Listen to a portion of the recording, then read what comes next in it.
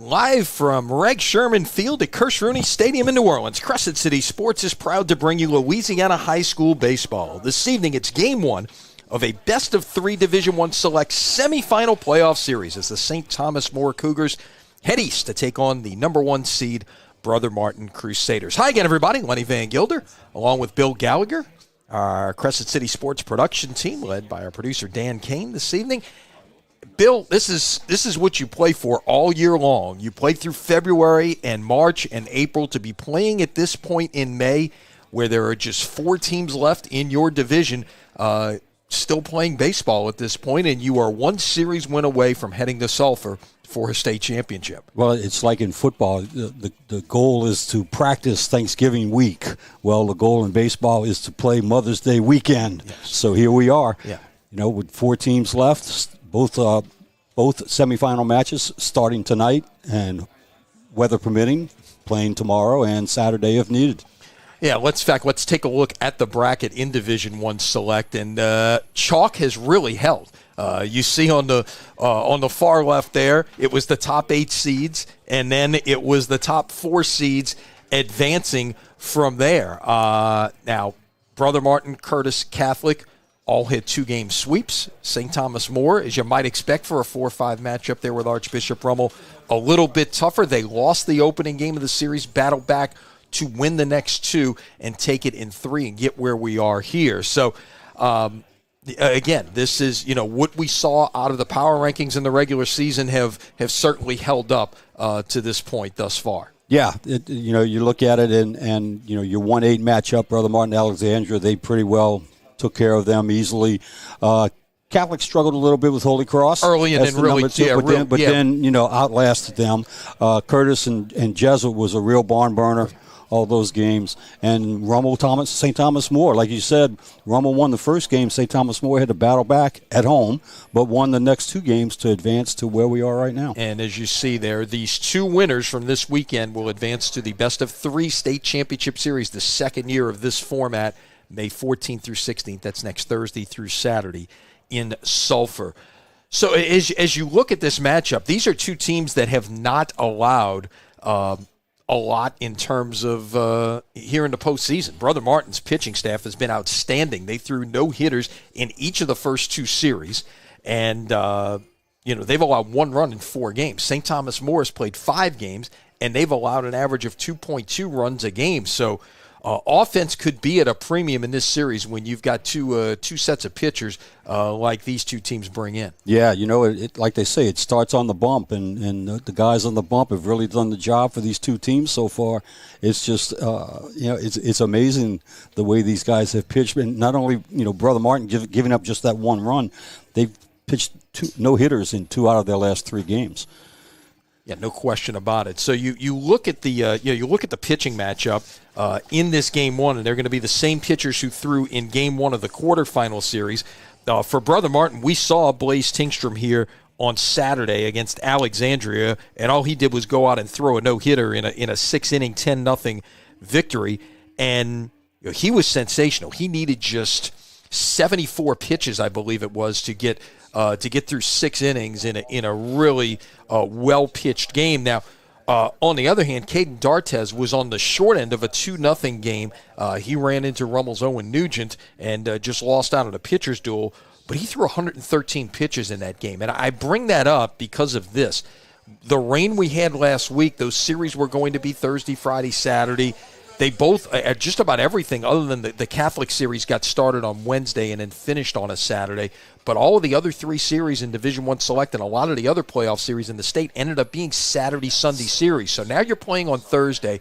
You're used all year long to maybe working on a full week's rest. Now you're going to see 2 guys go out there tonight on 4 days rest. Now, we see that all the time in professional baseball, but this is a professional baseball. It's a different situation, and it'll be interesting to see. It'll be one thing to watch, especially early on, the effectiveness of these guys working on 4 days instead of maybe 5 or 6 like they would normally do. Yeah, it depends on how they react to not being in their exact routine from start to start.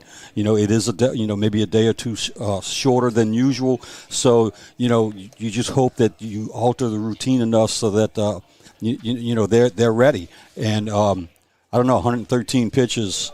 That's a lot, and he's, basically coming back on short rest right here. And, there was some talk because of the rain of starting this best of 3 yesterday, which really would have put a crimp in the pitching. Exactly. So had you started last weekend's series on Thursday, and then some things would have happened. That's different, but since it went to Sunday, yeah. So I think it's best that it did not start. And even with the weather, it did not start last night that we're going today. Right. And look, the weather has cooperated today. Can't speak to what's going to happen the next couple of days. We will certainly have to watch out for that. You see the umpires and the coaches meeting at home plate right now. They've exchanged lineup cards. Here is the lineup for the St. Thomas More Cougars. Leading off will be the right fielder, Hudson Lejeune. Caden D'Artez, who is the starting pitcher, also bats and hits second. Eli Clark bats third. He will hit third. Cooper Hawkins in center field will bat cleanup. Matthew Kidder is the designated hitter, batting fifth. Landon Kraft, who is the offensive star of the quarterfinal series win over Rummel, bats sixth and plays first base. Brennan LeBlanc is at second base, batting seventh. Noah Goche in left field bats eighth. John Henry Parker is the shortstop, hitting ninth. Owen Domang, the catcher, will not bat. So once again for STM, it's Lejeune, D'Artez, Clark, Hawkins, Kidder, Kraft, LeBlanc, Goche, Parker, and Domang will not bat. For Brother Martin, they have a very familiar lineup and not a lot of movement in terms of their batting order. And when you put up numbers like they do, you can understand why. Brady McCluskey leading off and playing center field. Tyler Duran catches and bats second. Bronson Lamont is the third baseman, hitting third. Colton Elliott, the first baseman, bats cleanup. Brady Shannon is the shortstop, batting fifth. Dominic Jabia, the DH, will hit sixth. Luke Gabb in right field bats seventh. Camber Keller, the second baseman, will bat eighth. And Dominic Toten is the left fielder. He will bat ninth. So for Brother Martin, once again, McCluskey, Duran, Lamont, Elliott, Shannon, Jabia, Gabb, Keller, Toten. And we mentioned, of course, that Blaze Tinkstrom, the right-hander, will be tonight's starting pitcher. Crusaders being introduced as we speak, headed out on the field, and we will get set for the playing of our national anthem from Rag Sherman Field to Kirsch Rooney Stadium in New Orleans. Ladies and gentlemen, at this time, we invite you to rise if you are able for the playing of our national anthem.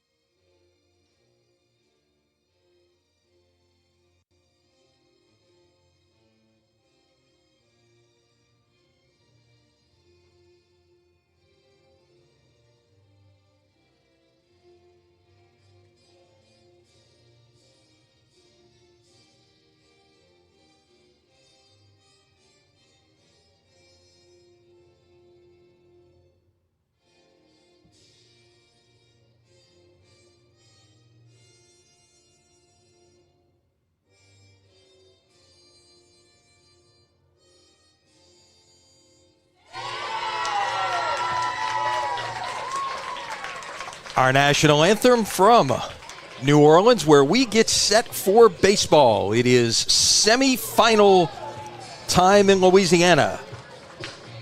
Divisions 1, 2, and 3 are all playing best of 3 series. Of course, still in Division 4 and Class B and C, they are still using the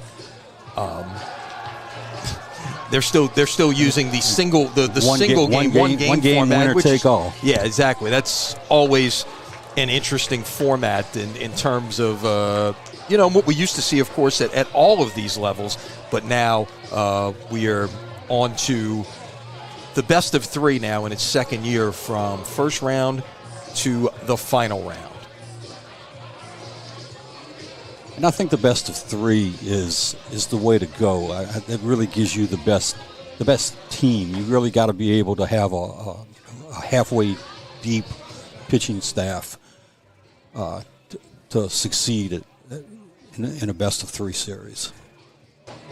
All right, we welcome our viewers on the Gulf Coast Sports and Entertainment Network to Crescent Stadium in New Orleans. Game 1 of this Division I Select Semifinal Series between St. Thomas More and Brother Martin. I'm Lenny Van Gilder along with Bill Gallagher and our Crescent City Sports production team. Crusaders on the field. They will have Dominic Toten in left field this evening. Brady McCluskey in center. Luke Gabb in right. The infielders, it will be around from third to first. Lamont, Shannon, Keller, and Elliott, with Duran doing the catching for the right-hander, Blaze Tingstrom. How do you top a no-hitter the last time out, Bill? That's all Blaze has got to try to go out and do. He was sensational. He retired on Saturday. The first 14 batters he faced for, he hit a man, then got a couple of strikeouts, gave up a walk, and then got the final 2 guys out, and his offense got him out of there in 6 innings. Well, truthfully, I think the key for Blaze is not to try to beat what he did last time. That doesn't happen very often, and to be that dominant, he just needs to be able to throw strikes. If he gets a strikeout, great. He's got a good defense behind him. Just relax and just pitch like he's capable of pitching. All right, so we are set for baseball here on a Thursday night in New Orleans. Winner of this series heads to Sulphur next week for the state championship. Brother Martin trying to get back there for the 2nd year in a row. As Hudson Lejeune will lead things off. Batch from the left side. Takes a strike, and it's 0-1. Lejeune last weekend did get on base 3 times via walk, but he was 0 for 9 against Rummel pitching. But he's got to be a decent hitter if he's leading off for a team that's gotten this far in the playoffs. Obviously, those walks tell you he's a good on-base guy. As that pitch misses high for a ball, it's 1-1.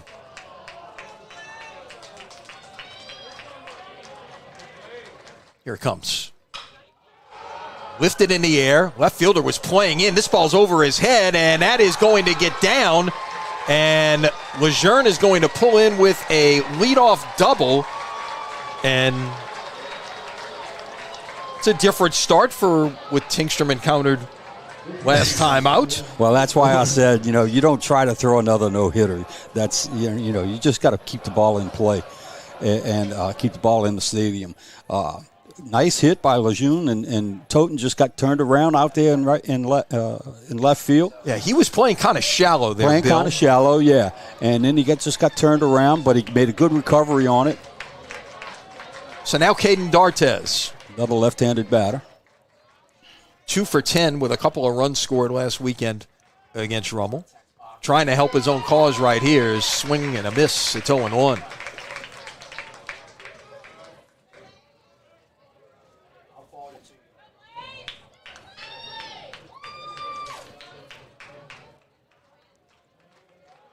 This is not something, I think, exception of one at bat that Tingstrom had to deal with on Saturday, coming up with a man in scoring position. Now D'Artes will show bunt. First baseman is crashing, and now Tingstrom will step off. Might have caught them a little off guard defensively, so it was a good play by Tingstrom to step off. Let his defense think a little bit about what they want to do here. Crashing again. He's showing bunt. This time he fouls it back to the screen, and it's 0-2.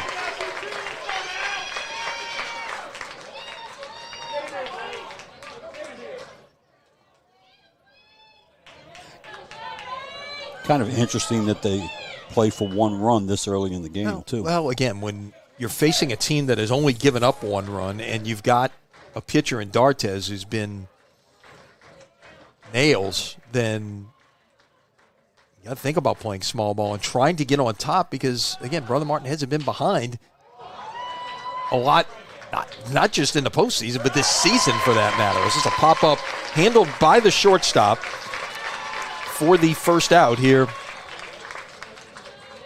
in this ball game. So Eli Clark will step in. Clark against Rummel, 1 for 9, a double, and 3 runs scored. The St. Thomas More third baseman, Batch from the right side.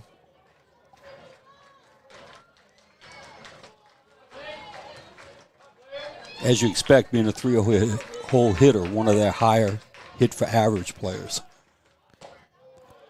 Missed inside for a ball. One thing Tingstrom did an outstanding job of, as you might expect on Saturday, was getting on top. A lot of first pitch strikes in that game.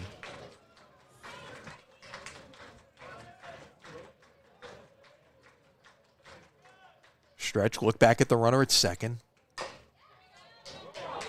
That is I guess he did call a foul ball. I didn't see hands go up. The home plate umpire stepped away from home plate, but I did not see hands go up. Must have given a verbal call, and it's one ball and one strike. Bounced off his foot. Interesting, too, also, that we have a four-man crew tonight. Yeah, it's one of those things as we take another look. Yeah, maybe it did. But you're right. There was no call. Yeah. While I like the fact that here as you get, late in the process, you go to a four-man crew. He swung, did not hold up, and it's one ball and two strikes. I will say this. High school umpires don't work with four-man crews a lot. Correct. And then it's the mechanics of that and what's involved, where you need to be in terms of working with something different than you're used to using the entire year. Correct. Although, obviously, one of the things that comes into play, you're always going to have a guy at first base and third base if you do have to check a swing. The 1-2 got the outside corner for called strike three. And one more thing on those umpires. Some of these umpires probably called college games, and they may be used to a four-man. Absolutely.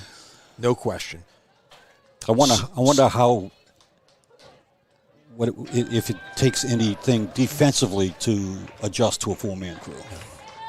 And you see the pitch there, is that breaking pitch was right on the corner. Now Cooper Hawkins, the center fielder.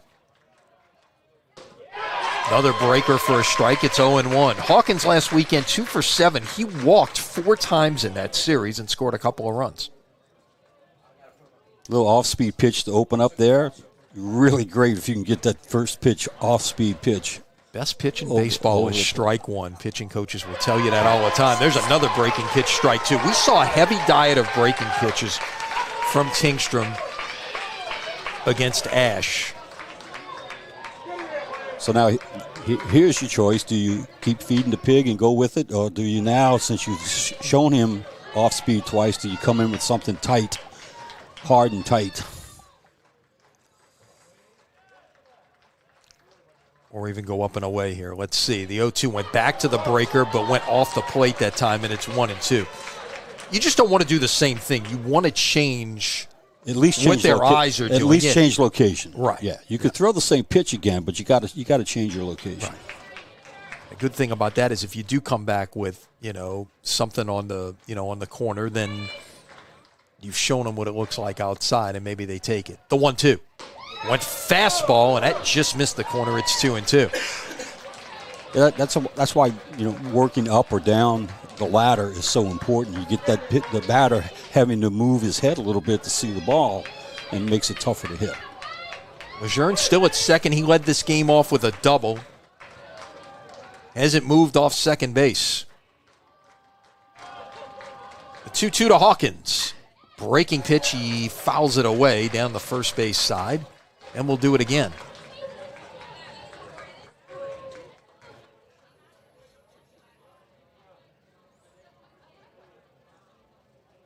Tingstrom gets his steps in up on the mound, doesn't he? Yeah, he likes to, circles the mound before he toes the rubber again. He's halfway to the plate to get the ball back from the catcher.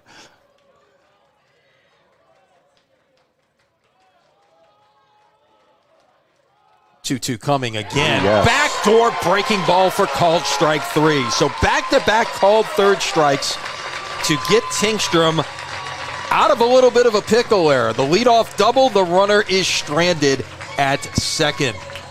St. Thomas More, no runs, a hit, no errors, 1 man left as you get another look at that called third strike to end the inning. Yeah, he's really got him off balanced. They're not ready for that curveball, that off-speed stuff, and he's able to throw it for strikes, and he's getting things off on the corner. They're going to have to be a little more aggressive, I think, if they're going to want to stay in the game.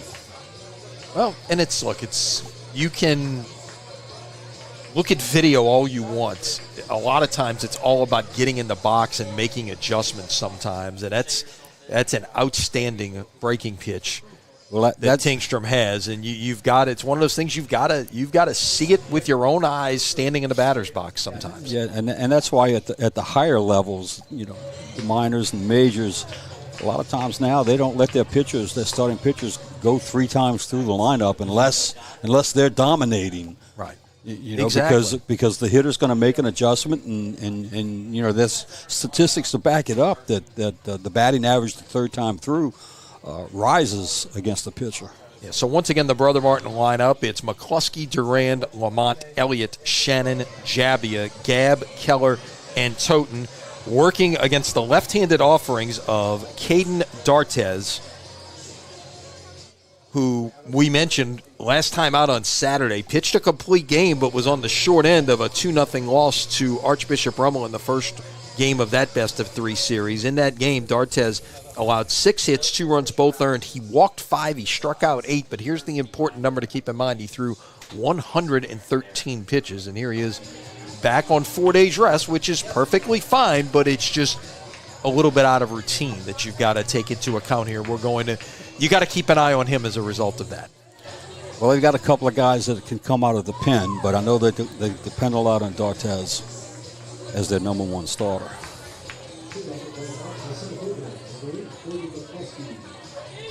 This is a lineup here, Brother Martin. Pick your poison. They all can hit the heck out the ball. No doubt. So McCluskey leads it off. It'll be left on left to get things started.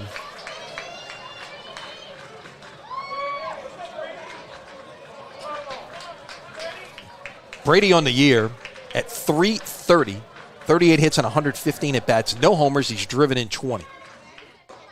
First pitch, fastball outside corner for a strike.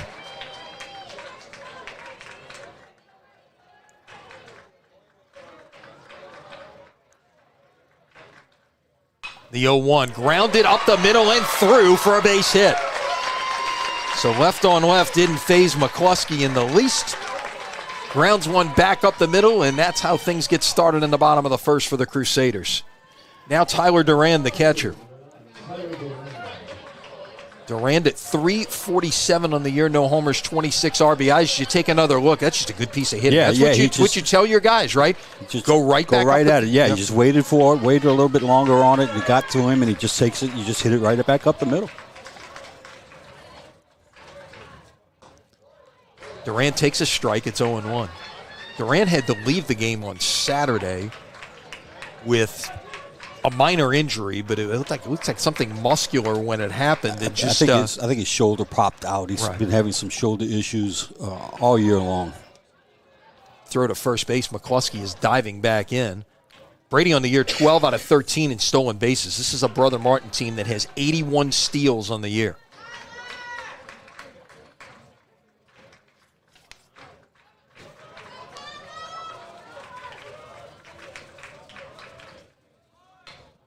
Bunting, well done.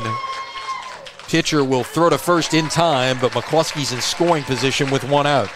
The sacrifice goes 1-3. And with 1 out and a runner second, Bronson Lamont will be the batter. Lamont on the season at .367, 15 doubles to lead the team. 2 homers. That also leads the team. 40 RBIs on the year. An OPS of 1.063. Is that good? I think so. I believe he had a walk-off grand slam earlier this year. I believe that was against Jesuit. To strike, it's 0-1. Look, these teams can test themselves. You choose how you want to schedule, but when you're in 9-5A, you saw the bracket earlier. 5 of the 8 quarterfinalists in Division I Select came out of the Catholic League.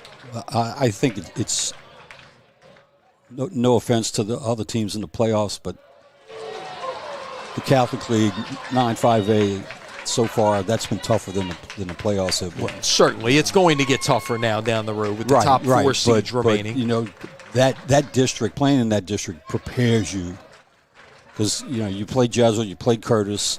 You play Holy Cross, you play Rummel. That's playoff atmosphere. No doubt. The 0-2 to Lamont is grounded. Jeff Lupo with a nice barehanded play in the third base coach's box. So those kind of games get you ready for the playoffs, for the atmosphere. Yeah, exactly. See it here tonight. The third base side off to our left. It's jam-packed. Good crowd from Lafayette as well. Mm-hmm. Representative crowd, decent crowd. That is lifted in the air to center field. And 2 gone.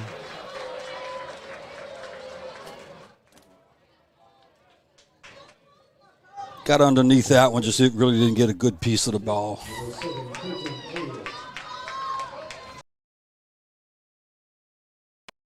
Step in. Reminiscent of the old days, Lenny. You got a nice contingent of people down the first base line. Yeah, exactly. There used to be, you used to be able to sit down the third base line. I remember hanging out down there plenty of times. Of course, now you've got the, the Benson Athletic Complex down there, and it's a great facility.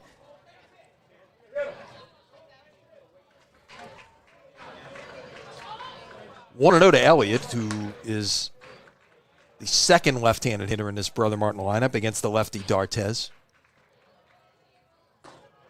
That's high. It's 2-0. First lefty handled him with no problem. Base hit up the middle.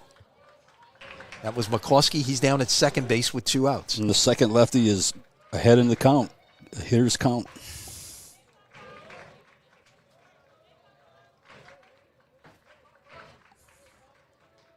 Two-0 coming. Down low, it's 3-0.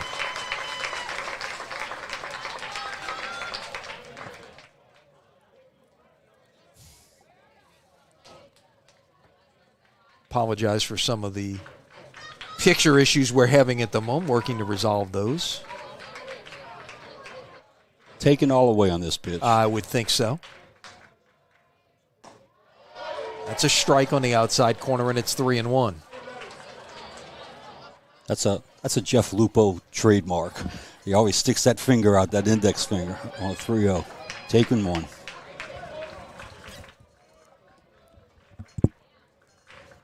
Three-one coming. That is lifted into shallow center field and down for a base hit. McCluskey will score without a throw, as that was in on Elliott's hands, it looked like, and he just got it out with just enough to get it over the second baseman's head for a hit. Yeah, he just bustled it out. Little duck snort, you might call it. Looks like a screaming line drive in the box score.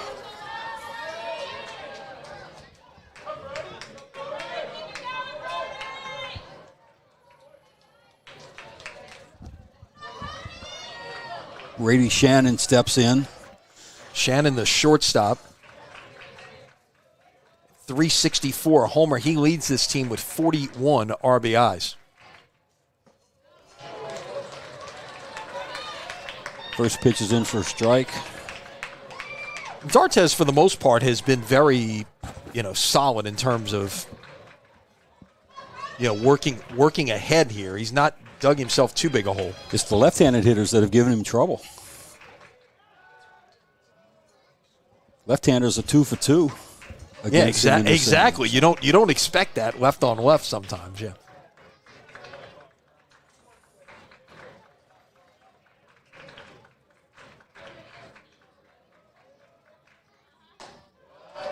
Will delayed steal that time, and in safely is Elliott at second base.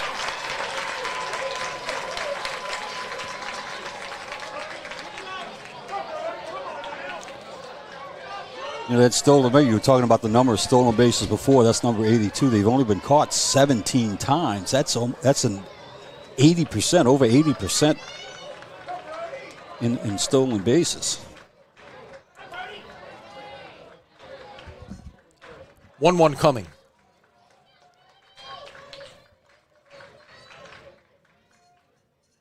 Up high, it's 2-1.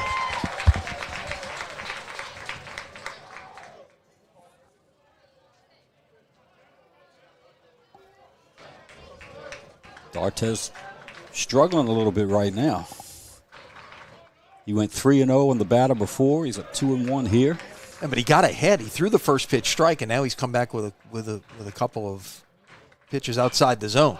On 2-1, got Shannon to pop that one high in the air, and his third baseman could have called for a fair catch there if he'd have been playing for Jim Hightower's football team.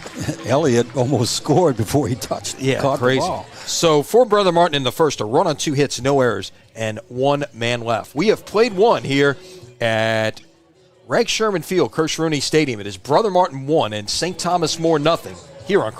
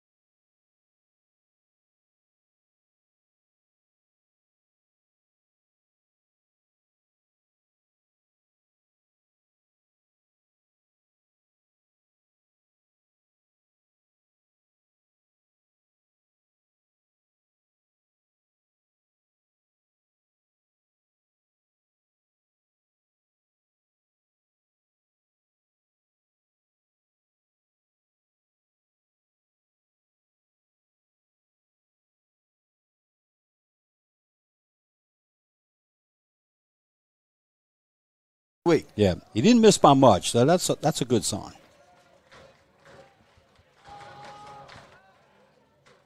Throw over to first.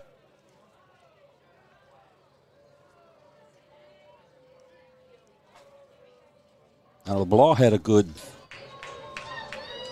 quarterfinal series against Rummel. 3 for 8. A couple of walks, a run scored. Hit in all 3 games of the series. And with the runner moving, that is into left field, a base hit. They got a play coming at at third, and he is safe. So they put Kraft in motion, and LeBlanc found the hole for the hit, and the Cougars have him at the corners with 1 out.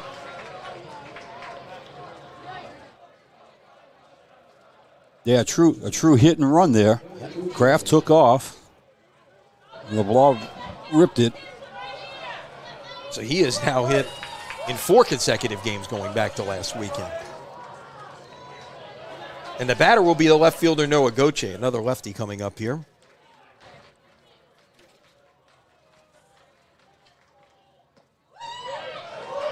Pitches a ball, it's 1-0.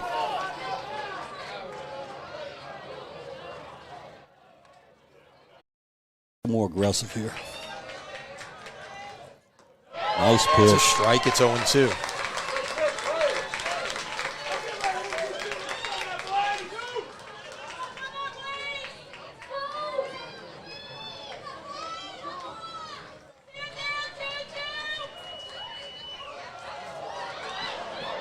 Bounces in there. They thought they might have had a play for a second at third base, but no such luck. Well, LeBlanc was coming, and he stumbled and fell. Might have had a play there, but you don't blame Duran for playing it safe there.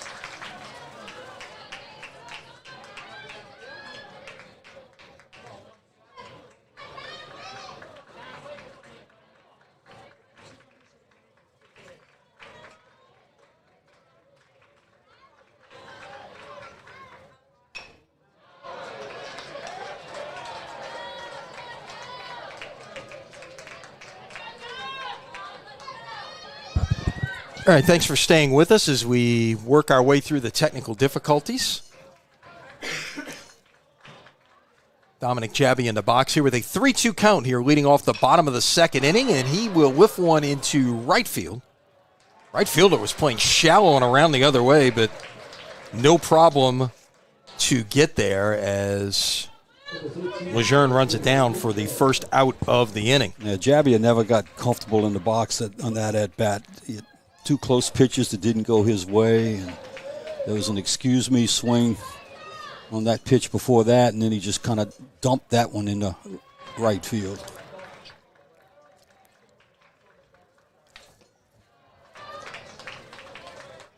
Luke Gabb, the right fielder, steps in, another left-handed hitter to face this lefty D'Artes. Interesting, look, Jeff Lupo trusts his lineup, and he doesn't move guys around, whether it's a lefty or a right, it's in there. Sometimes you see coaches do that. He's trusting what's going on out there.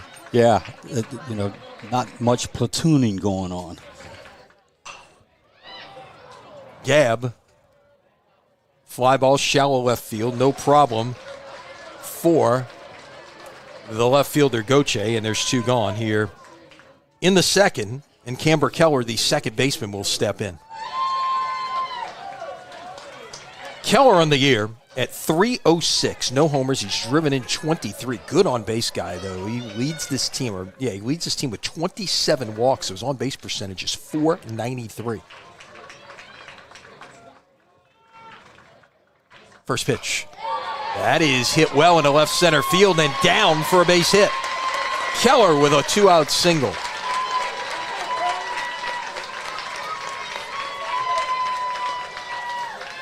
And with 2 outs and a runner at first, a chance to remind you that this evening's coverage on Crescent City Sports is brought to you by the Lamarck Motor Company in Kenner. Lamarck Quick Lane services all makes and models.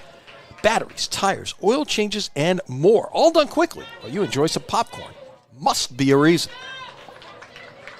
Thanks to Ronnie and Ronnie Jr., and Ray Hoffman, the entire team at the Lamarck Motor Company for their support of what it is that we do at Crescent City Sports. Toten has been on fire lately. He was 7 for 11 in the playoffs with 7 RBI as a 9-hole hitter. Yep. Whoa. Comes in at 404. Not a lot of 9-hole hitters hitting 400, right? 404, no homers, 18 driven in. There's not an easy spot in this lineup. No. And he's got a 521 on base percentage. And Toten, he's a pull hitter, too. I mean, he hits the ball hard down that first baseline. That's a strike. It's 1-1 to Toten.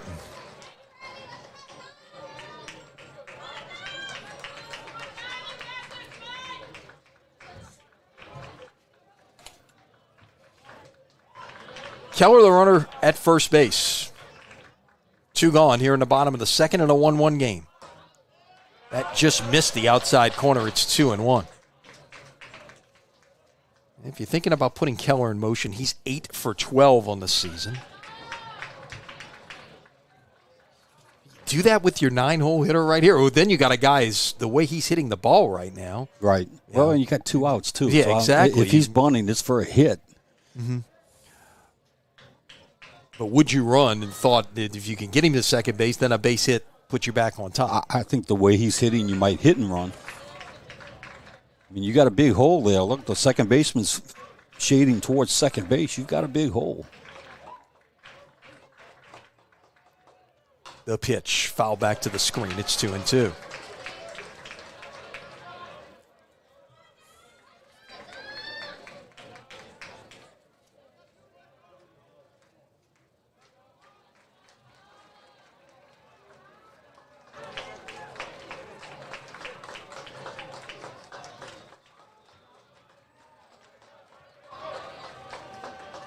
Stretch, and here it comes.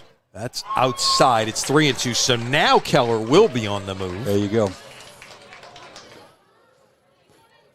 Toten can find an alley. Keller, with good speed, should have no problem scoring from first base. Play him around the other way. See the center field about 5 steps on the left field side as it's swing and a miss, and Toten is down on strike. So D'Artes works around the 2-out single. 1 man left. The Crusaders have left 2 through 2 of a 1-1 game. Brother Martin and St. Thomas More in game 1 of this best of 3 Division I Select semifinal series here on Crescent City Sports. Yeah, Bill, what have you seen thus far from these 2 pitchers through 2 innings as you look at things? Obviously, 2 young men who pitched on Saturday, so they're pitching on maybe shorter rest than what they're used to. Well, Tinkstrom obviously has lost his no-hitter already, and he's given up a run. Right, so not quite as sharp maybe as he was against Alexandria. But, again, you don't want to – I mean, he's not going to pitch a no-hitter again. But what I've liked out of him, he has given up that run, but he's worked out of trouble in both innings. So, a good pitcher – doesn't just have good control of the game, but if he does get into trouble, he's got to be able to work out of trouble too. So I've seen that, and I've liked that from him. D'Artes had a shakier first inning, seemed to get back on the right track.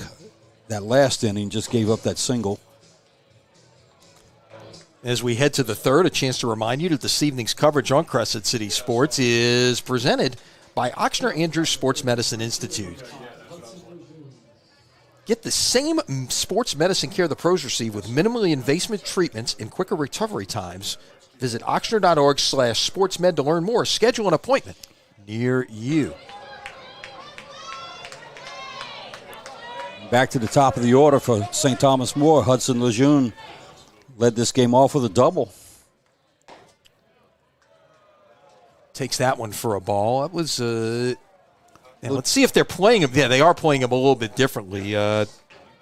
totally left field backed up after that first one where he was playing in a little more shallow. And Tingstrom's two pitches right there, his two offerings right there, both are on the inside part of the plate. Yeah, they're not going to give him anything on the outer half. They don't want him to extend his hands, his arms.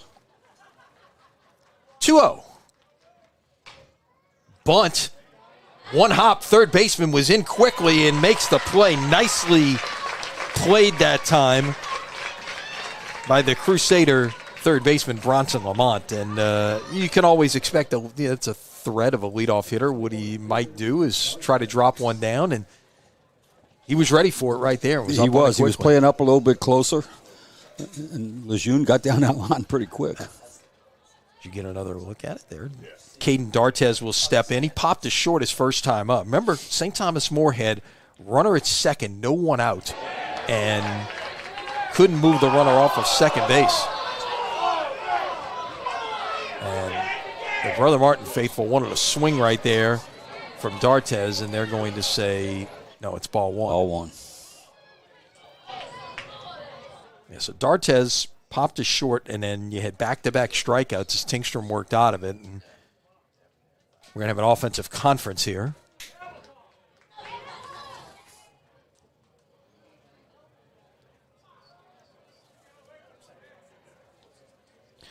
All of these things get counted now. It used to just be part of the game. Yeah, now we've got to have a count for everything because everybody started taking too much of advantage of what it is that you can do out there. Mm-hmm. The funny thing, though, is in the college game, you've got the same restrictions, most of the same restrictions as in the pros, but you can throw over. You can throw more than twice. Yeah, right. Well, the only thing I've never understood about the two throws is that is hit on the ground, first baseman to his right, flips to the pitcher covering, 2 up and 2 down here in the top of the third. The only thing I don't understand about that, Bill, is once you've thrown over twice, they can't throw over anymore. Right. I don't like it for that same reason. Yeah. Now you're changing the strategy of the game. So with 2 out and nobody on, Eli Clark steps in. He struck out looking his first time up. A pitch clock doesn't give either team an advantage because it affects both teams. But that only being able to throw over twice, that affects the game. No doubt. Clark takes a ball. It's 1-0.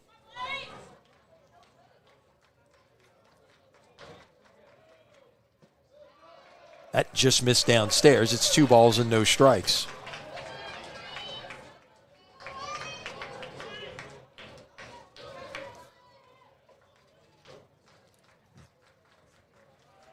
Here comes on the ground, 2 hops to the third baseman. The throw is over in time. So 3 ground ball outs in a 1-2-3 inning for Blaze Tingstrom here in the third. Bottom of the third coming up from Kirsch Rooney. It is a 1-1 game here on Crescent City Sports and the Gulf Coast Sports and Entertainment Network.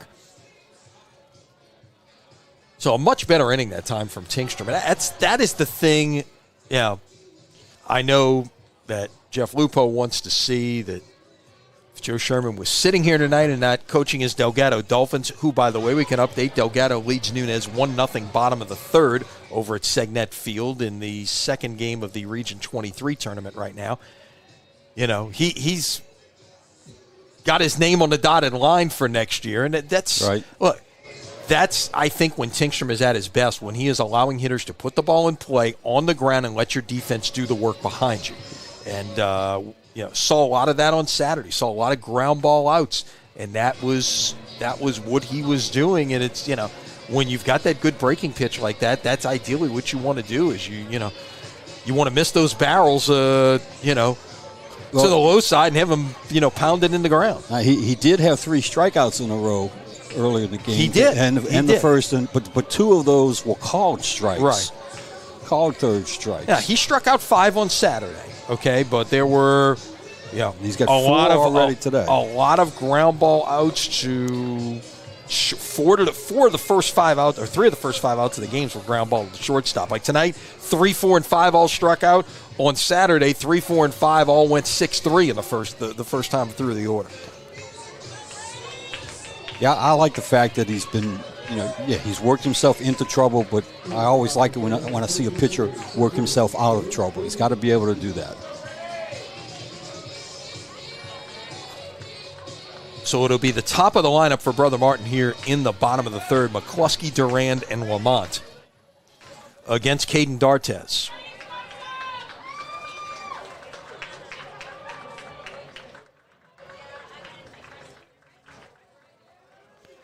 First pitch is a strike on the outside corner. It's 0-1. McCluskey, his first time up, bounded one back through the middle for a base hit, moved to second on a sacrifice, and then came around to score on the two-out single by Elliott. Off the plate for a ball, it's 1-1.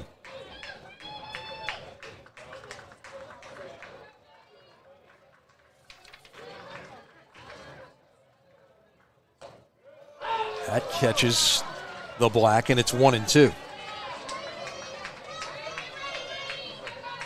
It's a healthy strike zone so far today. Yeah, exactly. The pitch. Tapped foul over towards the first base coach's box, and we'll do it again.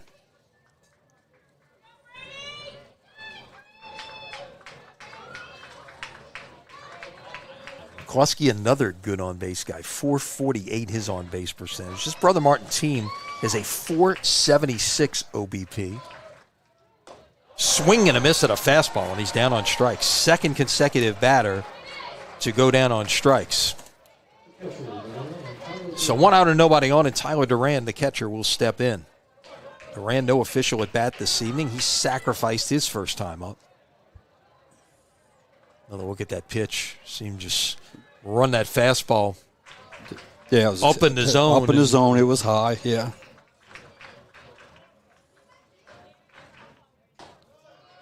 Durand will take a strike, and it's 0-1.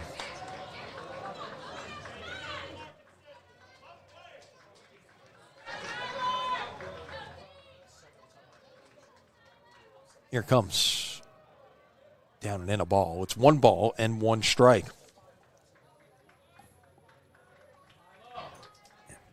When your team OBP is 476, your team OPS is 924.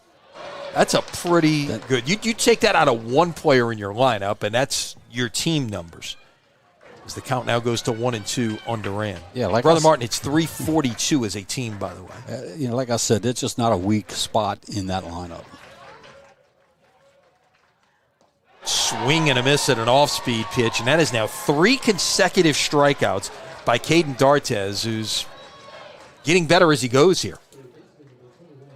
Has given up the 3 hits and the 1 run, but now 3 consecutive strikeouts.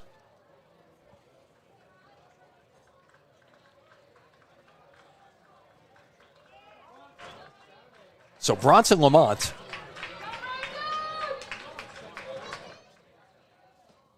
takes a pitch outside for a ball. It's 1-0. And this will tell you something about the Brother Martin team also. Lamont is the only senior in the starting lineup. Right. In the batting order. Tingstrom is a senior. The position players, right. Yes. There's 3 other seniors. They're all pitchers.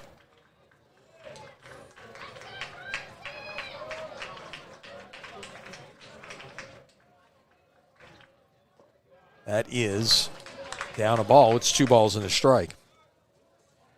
We're talking about this Region 23 tournament going on across the river right now at Segnet Field.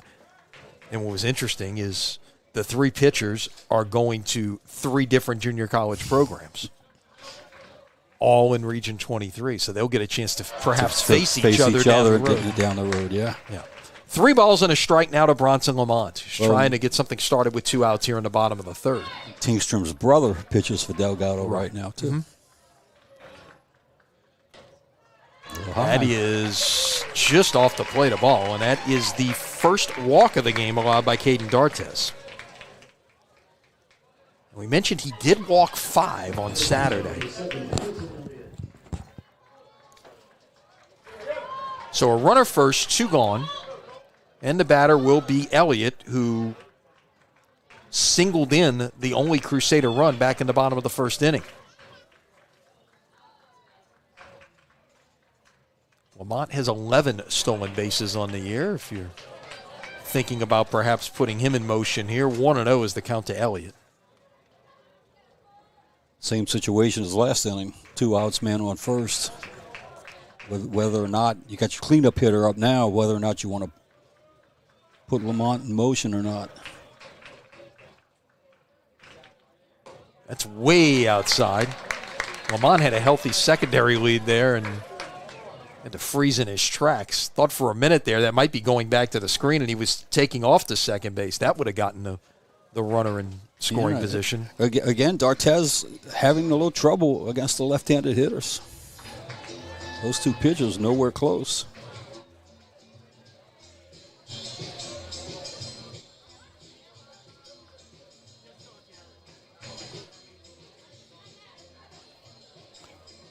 Just trying to settle him down out there on the mound.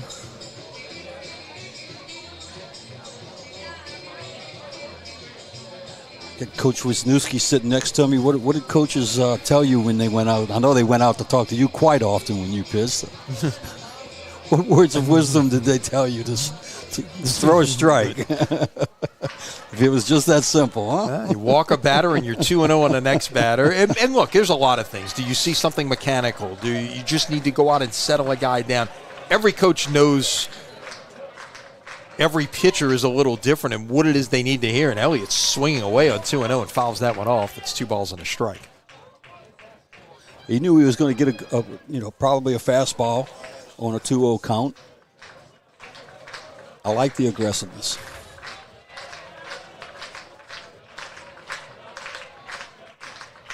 Not moving.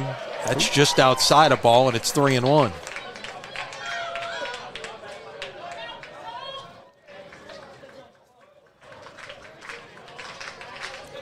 Now 3-1 is also a good count to send a runner. It can be. Let's see here. He's not moving. That's a strike, and it's 3-2. Looked like Elliott was taking all the way right there. Well, now 3-2, 2 outs, and just like in the bottom of the second inning, runner will be on the move.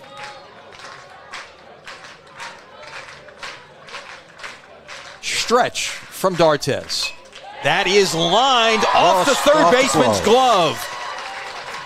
Good heads-up play that time by Lamont. He could head the play in front of him and maybe could have tried for third, but because that ball was tipped, it ended up in shallow left field, and the left fielder converged on it quickly. That's better to be at second base, and you never make that third out at third. You take another look here.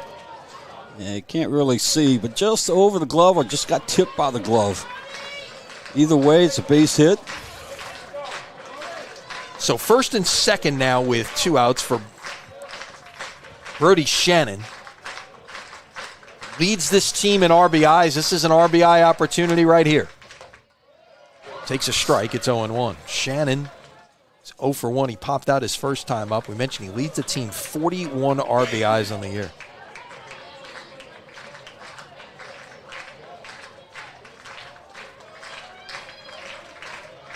Stretch from D'Artes. Here it is.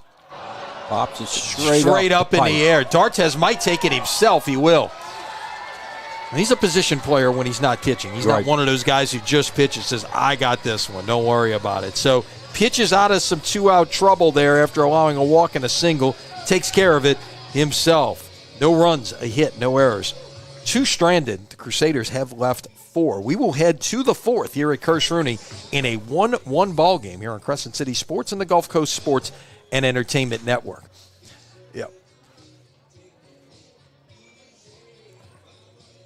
Both of these pitchers seem to be settling in. Yeah, that was these two guys have obviously they've taken the mound in big games all year long. They've been the number ones for their teams all year long. Seasoned. They're not going to get rattled very easily.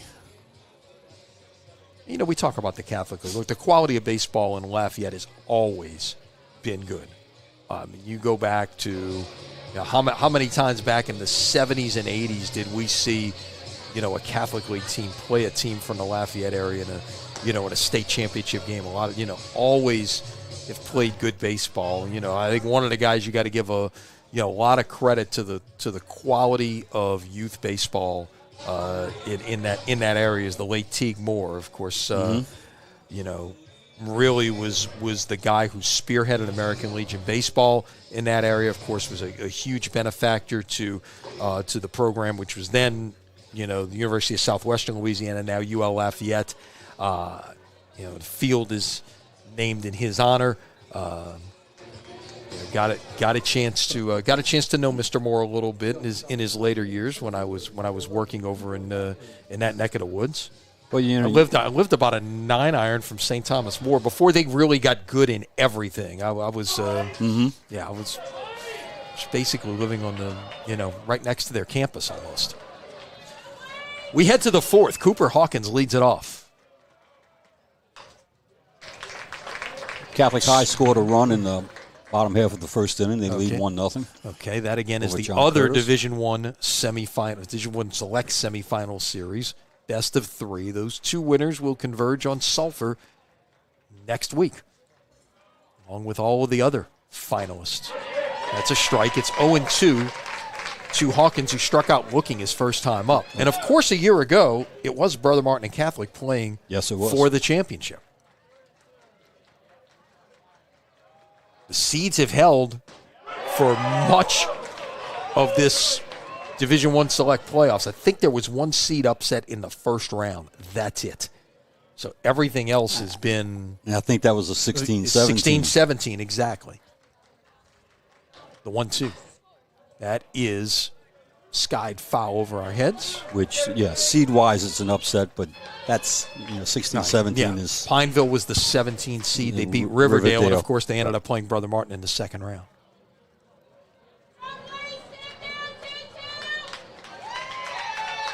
Here comes the 1-2. Swing and a miss. Chased the breaking ball that time. He does have to make the throw down to first, as that was in the dirt. And that is the now 5th strikeout of the game for Tingstrom, matching his total from last week. So 2 strikeouts in the first inning, 2 in the second inning. He had 3 ground ball outs in the third inning. Here he starts off the 4th with a K. And Matthew Kidder, the DH, who was one of those strikeout victims, back in the second inning, steps in.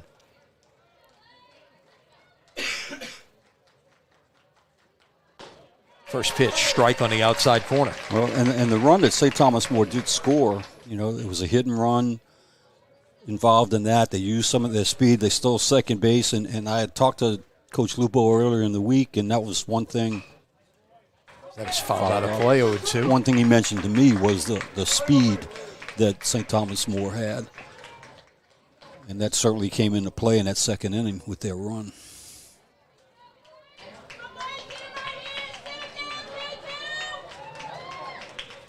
Stepping out before the 0-2 can be delivered.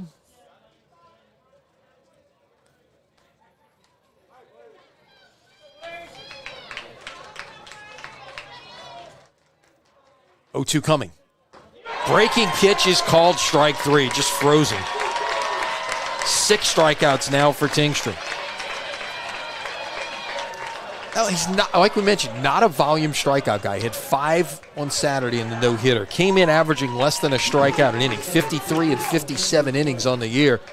But he's starting to pile them up here this evening. 6 and 3 2/3. Half of his strikeouts are called strikes. I think he's just got them off balance. He's not overpowering them right now. He's getting this with his curveball and his off-speed stuff.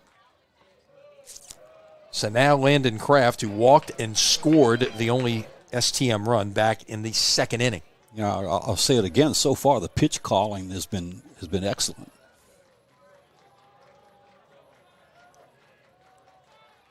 One-0. Foul back. It's 1-1.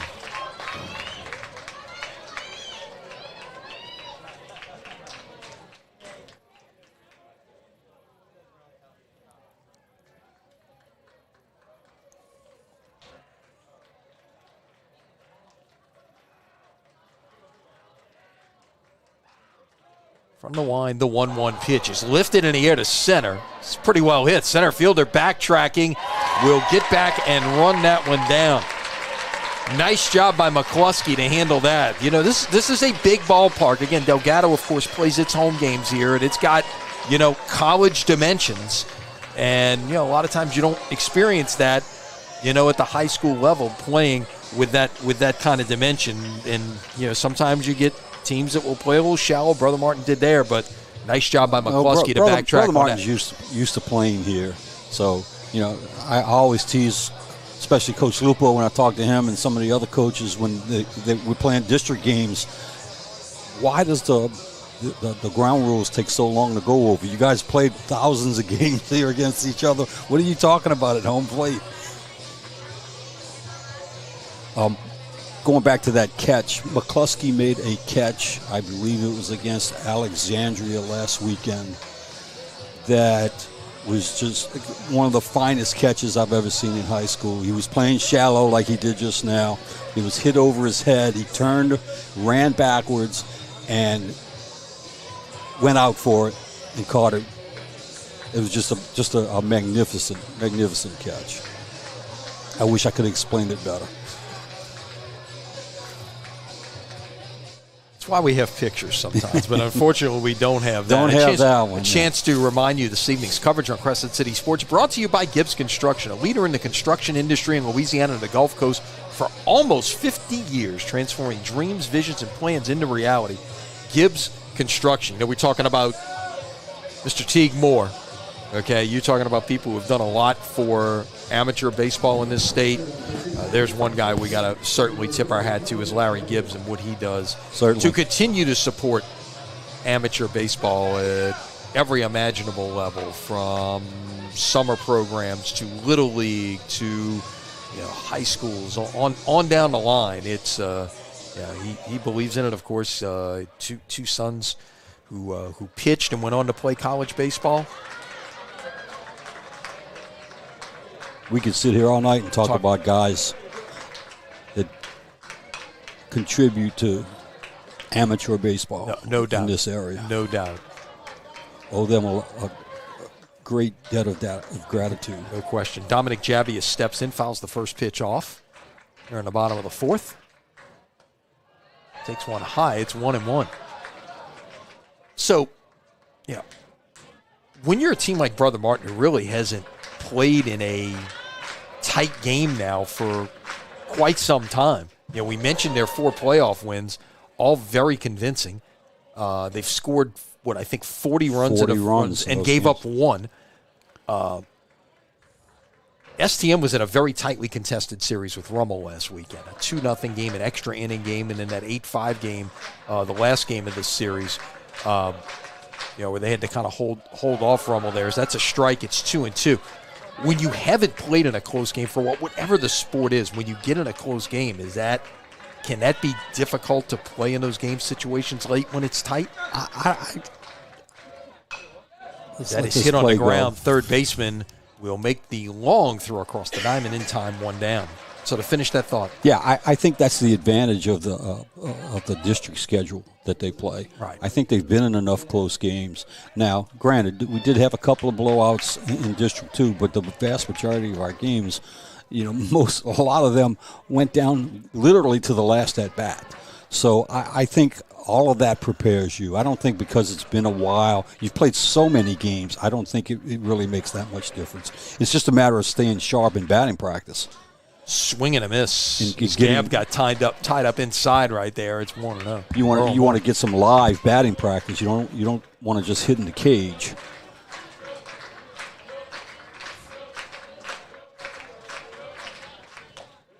Now, the last game of the regular season, Brother Martin played St. Stanislaus from Bay St. Louis, their brother school, and it was a 3-2 ball. 3-2 game. Yeah, right. so they played Zachary 2. I guess you'd call them practice games that you're allowed to do if you have a bye. Yes. And those were 1-run games. I think 1-0 and 2-1. Okay, well that's certainly so again those 3 games certainly helped. They're exhibition games, but still it does. Yeah, did not count one way or another on the record. Being in those game situations, though, you can't replicate it. 2-1 to Gab. That is lined. Second baseman will knock it down and throw in the dirt. Or did he call him out? He called him out at second. Yeah. Okay. Line out. I didn't think he handled a ball, but still, even so, the throw to first was in time. So Scored officially as a line out to second. 2 out, nobody on, and Camber Keller will step in. You get another. If you get the replay of it, it's hit hard. You watch the umpire. He puts his hand up. Yep. Yeah, he didn't make a safe call. So now Keller, who singled back in the second inning. One of the 4 Crusader hits on the evening, and it's 1-0. And that line out right there, there's an instance where having 4 outfielders might have made a difference. I mean, 4 umpires might have made a difference. Mm-hmm. You know, one of the base umpires might not have seen that, had the right angle on that play, if there were just 3 of them. 2-0 out of Keller. D'Artes has not had a 1-2-3 inning yet. Keller trying to keep it that way. That is up and in for ball 3.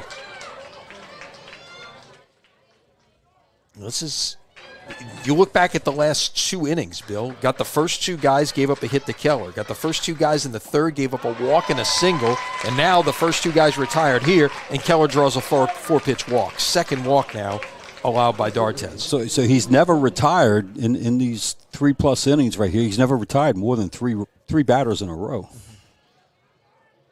Yeah, that's the most. That's it. Never 4. Brother Martin's gotten some things done with 2 outs. They've got 3 of their 4 hits in this game with 2 outs, in fact. So Dominic Toten steps in, trying to get something going here with 2 outs to continue this rally. He takes 1 outside of ball. Let's take a look here. And D'Artes is over 70 pitches already. That is a bunt down the third base line. Well done. Throw is in the dirt. He can't handle it.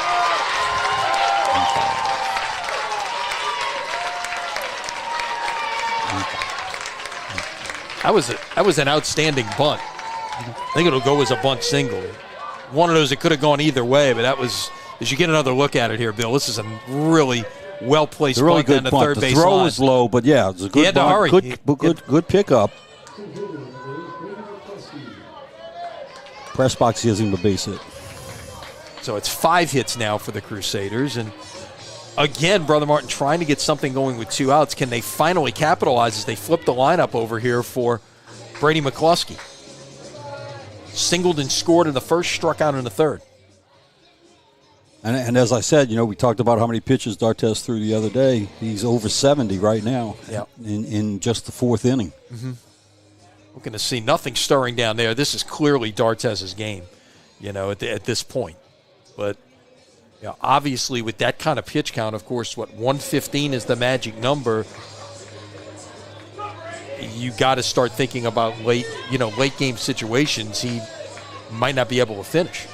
Right, but I think unless he just falls apart here, you got to go with him this long. You're not saving him. No, exactly. At this point, he can't come back. He can't come back tomorrow anyway. Right. So there's nothing to save him for. And maybe that's something that they went out and reminded him of. Hey, son, Look, good. Bear down. Relax. This is you got it. You got this. You're staying in. So now McCluskey.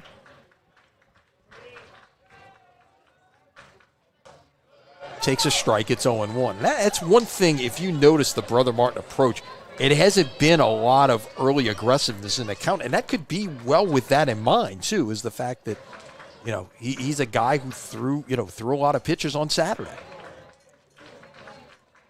And, of course, as that is lifted in the air to left center field, the center fielder will cut in front of the left fielder in shallow left center and make the play. We'll finish that thought in a moment, but Brother Martin strands a pair after, again, a walk and a single with 2 outs. No runs, no 1 hit, no errors, and 2 left. We will head to the 5th in a 1-1 game here on Crescent City Sports and the Gulf Coast Sports and Entertainment Network. So, Bill, we'll finish that thought. Now, the other thing you look at, as you looked at D'Artes' last start, you talk about the 113 pitches, certainly, but you've also got to look at the 5 walks in 7 innings as well, and knowing he's got the propensity, to get behind hitters and certainly to give you the free pass. Right. I think if he throws his off speed, his curveball first pitch, I think you lay off of that. I think if it's a fastball in your hitting zone, then I think they're a good hitting team. Brother Martin's a good hitting team. I don't think you want to take a pitch and fall behind in a count on a fastball. So I think that's what I'm seeing right now is Brother Martin is being aggressive on first pitch fastballs, but if it's something off speed, they're laying off. So Tingstrom finishing his warm-up tosses. Had to wait for Tyler Duran to get the catcher's gear back on to finish up. Duran was in the on-deck circle there to end the fourth inning. Yeah, you look at Tingstrom, first time through the order, gave up 2 hits and a walk, but since that that hit and run single by LeBlanc in the second inning, he's retired 8 straight.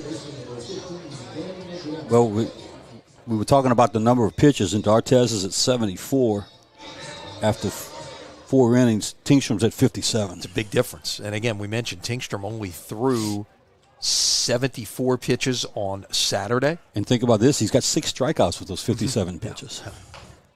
That is... Wow, that was off the top of the bat there. Right. Yeah, it was a strange looking play off the bat. It bounced crazy, but then it went straight to Tingstrom.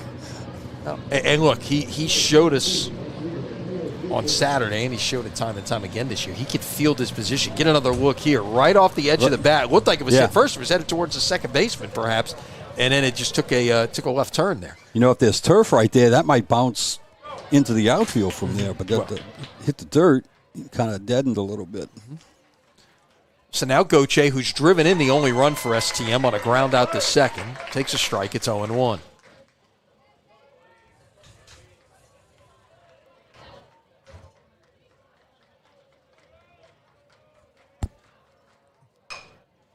Tapped on the ground. Second baseman's got to come on. He will flip with his glove. Nicely handled that time by the Crusaders' second baseman, Camber Keller. And there's 2 down. I think his first couple of steps made that play right there, Keller.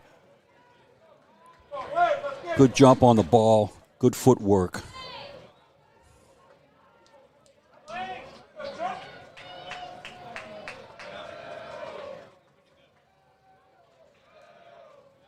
So with 2 out and nobody on, Parker steps in, swings and misses. It's 0-1. It's a strikeout victim to end the second inning.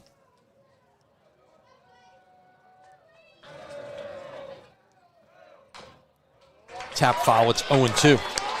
Tingstrom started the game on Saturday by retiring the first 14 hitters he faced. Tonight, 3 of the first 7 got aboard, but now he's stringing them together. Now he's retired 10 in a row, trying to make it 11 right here with the 0-2 to Parker coming.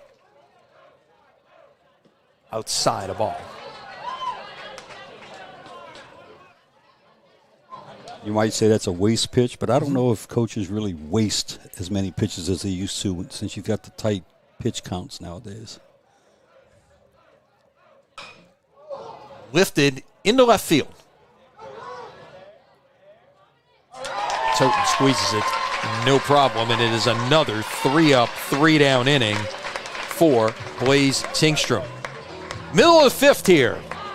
Stretch with us at Kirsch Rooney. It is a 1-1 ball game here on Crescent City Sports, and a chance to remind you that tonight's coverage is brought to you by the Lamarck Motor Company in Kenner. Lamarck Lincoln is the only Lincoln Black label dealership in the market. It's more than ownership. It's membership. Ronnie likes to say, must be a reason. Must be a reason.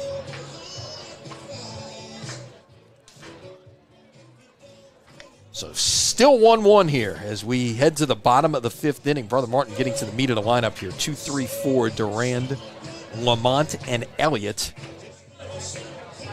against D'Artes. And, everybody's counting pitchers, right? So you know that kind of thing.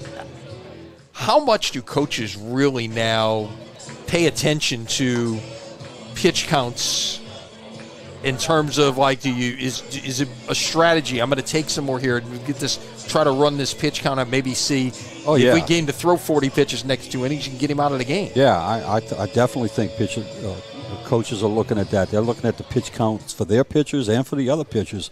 For that reason, yeah, if we can take a couple more pitches on this guy, each hitter takes an extra pitch. That's 9 or 10 more pitches through the batting order. Yeah, definitely. Now, it's a different approach than they had against Jack Lee. The LSU commitment, the Game 1 starter for Alexandria, ended up seeing in relief the next day as well.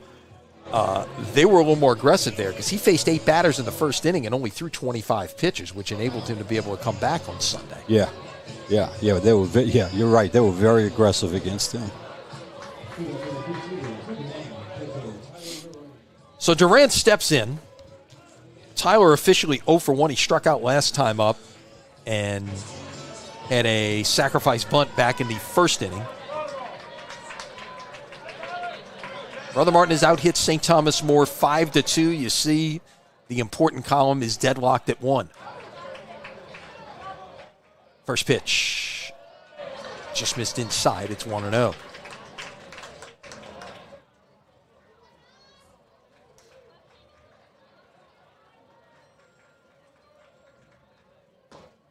That is a strike. It's 1-1.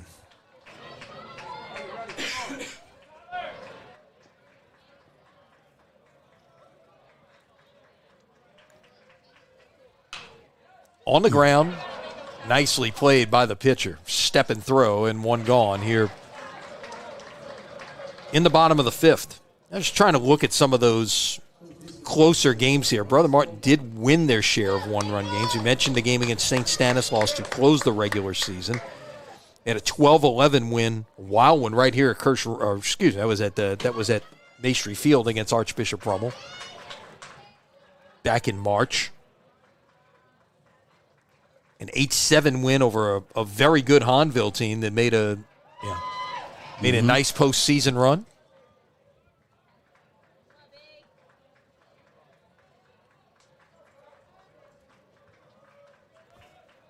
One to Bronson Lamont, who is 0 for 1. That is a ground ball at third, knocks it down, and he's got no play. Tough chance right there. It's going to go as a base hit. So for the first time since the first inning, Brother Martin has a runner aboard with less than 2 outs, Bill. Yeah. The last 3 innings, it's been out, try to get something going and get the third out before you can score. Now it's a 1-out infield single for Lamont to bring up Colton Elliott. Yeah, I got a lot more options now with just 1 out rather than 2. Lamont, 11 out of 12 on the year, stolen bases.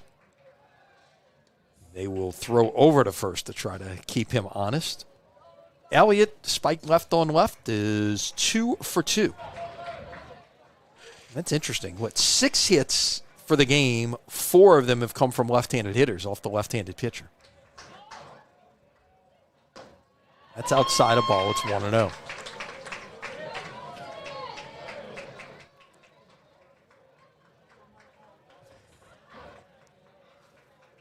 Brother Martin is getting a really good secondary lead.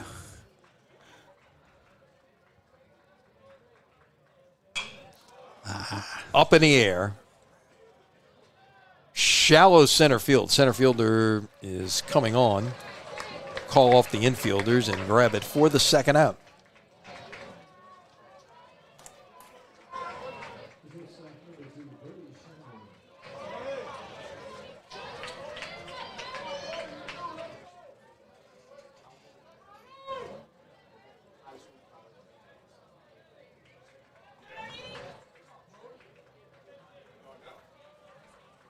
So 2 out, runner first, and we see some stirring headed towards the visitor bullpen. As Brody Shannon steps in.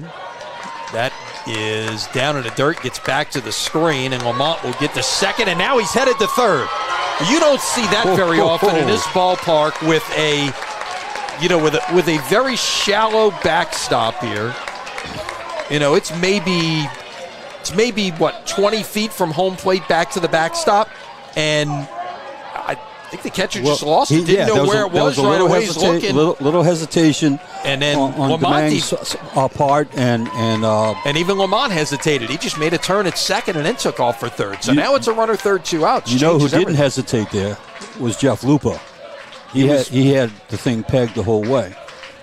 Well, with the runner at third, D'Artes is going to go back to the windup, and he delivers a strike. It's 1-1.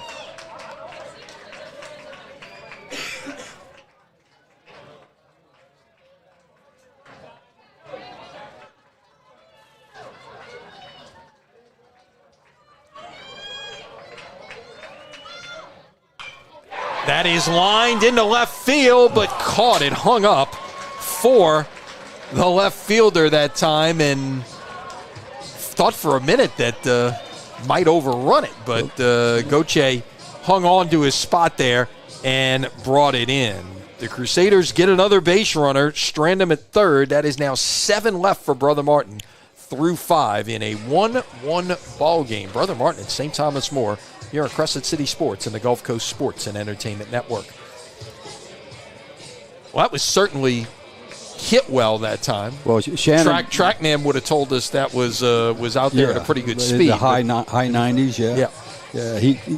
Shannon struggled his first 2 at-bats, didn't get it out of the infield, pop up to third and a pop up to first, I mean to the pitcher, I believe. But he hit that one right on the nose, just hit it right at Goche. So, of course, scheduled for 7 in high school baseball. And 2 innings to go. You change how you play things a little bit, just in terms of situational here, with the getting late here in a 1-1 ball game. Right. You might look, if you get a base runner, you might look to pinch run because you still have that substitution rule where you can re-enter once. So besides a courtesy runner for your catcher or your pitcher, you could still run for somebody else and try to play a little small ball.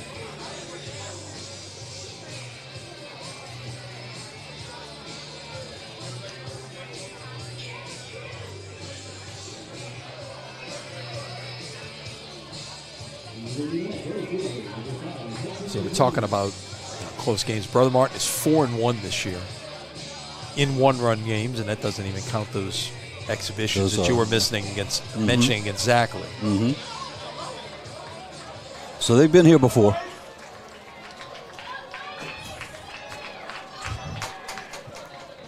Top of the order. Yes, spin the lineup over here for Lejeune to lead things off in the 6th. That's up high a ball. Hudson Lejeune, the right fielder, doubled in the first, grounded out in the third. He's 1 for 2. That is off the hands and a pop-up to the second baseman for the first out, and that is now 12 in a row set down by Tingstrom. This is an important inning for Tingstrom. If he can get through this one like he's been getting through the past innings, it's going to make it tougher for St. Thomas More to turn that batting order around in the 7th inning.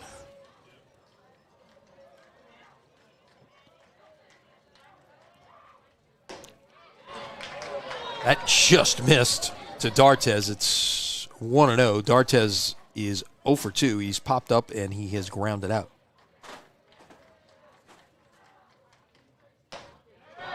That's a strike. 1 ball and 1 strike now to D'Artes. Pitcher against pitcher here.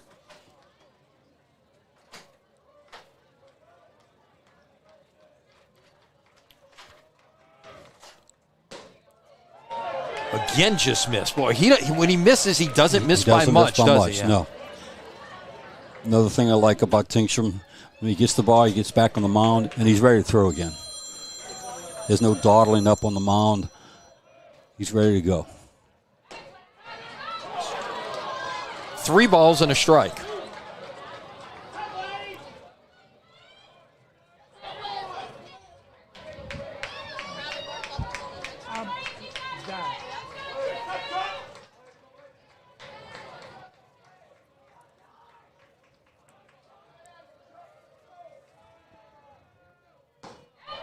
That's a strike. It's 3-2. D'Artes was trying to sell the walk right there. Try to sell it. Nah, you better You better be ready to swing now. Yeah, we mentioned Brother Martin 4-1 in one-run games. St. Thomas More 6-3 in one-run games this year, including their first playoff game, 2-1 against Lafayette.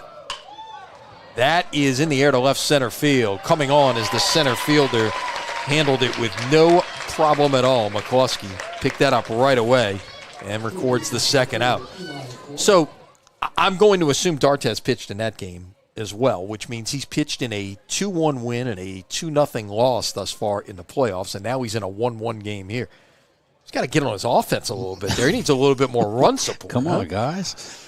Of course, you know, he bats when he's pitching. He's 0 for 3 tonight. Yeah, exactly. So, he can help his own cause a little bit. Help himself out. Yeah, but he's only 1 out of 9. So right. that's he can't bat in all 9 spots in the order. As Eli Clark steps in, takes a ball. Eli's 0 for 2. He struck out looking. He grounded out. Another ground ball. Shortstop. The backhand. Strong throw across in time. Another 3 up, 3 down inning for Blaze Tingstrom, who is now retired 14 in a row. Middle of the 6th. Someone's going to win this game in their last at bat. It is tied at 1. This has been fun to watch this evening. I love a good pitcher's duel. I guess it's because I never could hit, so I don't like. Well, I think look. There's always been a debate. You're a baseball purist, okay? As am I. You given the choice between a 1-0 game and a 12-11 game, I will take a 1-0 game all day long. Any day of the week. We got 2 outstanding pitchers going toe-to-toe here this evening at Kirsch-Rooney Stadium in New Orleans. Caden D'Artes getting his warm-up tosses. Maybe Bill can get us an updated pitch count here. He's got to be touching 90 or close to it here as we head to the 6th inning. Got to start watching that, obviously, and that's part of the reason there's action in the pen. Or we saw action, I should say, in the bottom of the 5th, or at least some stirring. I don't know if anybody actually started throwing down there. He's at 84. 84, so that was a quick inning. Okay, I know there was one first pitch swing. He's at 84. Tingstrom is at 74. Another good pitchers duel going on. We talked about the junior college tournament again with 3 of these Brother Martin pitchers headed to the JUCO ranks next year. Delgado leads Nunez 1-0 bottom of the 5th in Westwego. Tyler Sherman to our right may make a mad dash for the Huey when we're done here. I don't know. So Dominic Jabbia leads it off. He's led off 3 times in this game, in fact, but this is the 3rd time. He's 0 for 2. Takes that one down a ball. It's 1-0. He's flied out. He's grounded out. You don't see a 6-hole hitter that continues to lead off that much. Just the way the game has flowed thus far. Swing and a miss. 1-1. The leadoff hitter is only the leadoff hitter guaranteed once. Exactly. So now you could play the game with that in mind. You do some things trying to make sure your leadoff guy is leading off. That is down the right field line. Fair. Jabbia will make a turn there at first, but hold on with a base hit. So that is the first time since the first inning that Brother Martin has had the leadoff man on. And let's see if we have a runner coming for Jabbia. Not a question of if, probably, but when here. Jeff Lupo and that's what I was talking about putting in a runner here at this stage of the game. Kai Ullman will come out to run. Kai, of course, the son of Tulane head coach Jay Ullman. He's got a huge series starting tomorrow night uptown. Give credit to Jabbia there. It was a great piece of inside-out hitting and taking that ball the other way. I'm guessing Jay is here somewhere tonight. Now, do you put the bunt on here? That's a good question. How do you handle this? Again, it's left right now, and Gab is 0 for 2, although he got a decent swing with a line out to second his last time up. Snap throw to first and just back in as Ullman.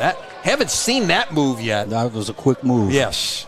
All right, Gab is 0 for 2, but Keller and Toten coming up next. They're combined 2 for 3. Been on base 3 times. Shows bunt, Bunt's puts on. it down. Pitcher can't handle it. Third baseman does. Just got the play at first. Had the pitcher, Darts, has been able to field it cleanly, and it was sharply done. He might have had a play at second base, but once that happened, that was off. So now Ullman's at second with 1 out. And I think if you keep the score at home, that's a 1-5-3 put out. Yeah, I think he did touch it. Take another look here. Yeah, he touched it and caused it. Just slowed it down. Changed direction a little bit, slow down. So that's definitely a 1-5-3. So runner at second, 1 out for Camber Keller, who has reached twice. He has singled, he has walked. Big opportunity right here, and he's got an enormous hole if he goes the other way. You can see how the second baseman's cheating towards the bag a little bit, trying to keep Ullman tight. Yeah. That's down and in a ball to Keller. You know, you can really get involved in strategy here. If you know your second baseman is playing that close, then you know you got to pitch inside. You can't give the batter a pitch that he can handle and take opposite field. Mm-hmm. Yeah. And the other thing to think about here, too, is a possible push bunt. That's a strike. It's 1-1. You got a left-handed pitcher and a big hole on that side. You know, if you bunt hard past the pitcher, it's going to be a base hit. Yeah. Get another look at that pitch. That looked a little bit outside. You see why the crimson-clad folks to our left aren't happy with that one. The funny thing is, though, they're on the other side of the box to call that. That's ball 2. Again, up and away, but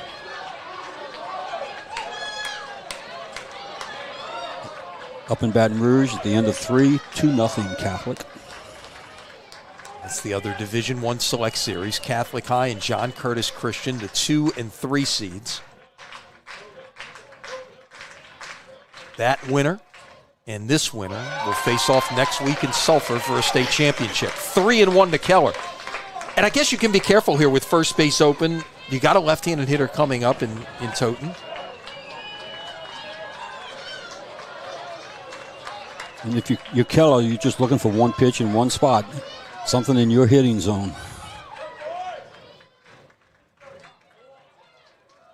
3-1 coming. Swing and a miss at a good off-speed pitch. Maybe the best pitch we have seen Dartes throw tonight. Certainly in a situation like that. Yeah.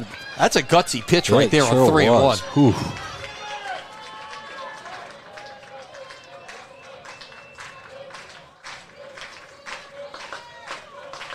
Payoff. Strike 3 called.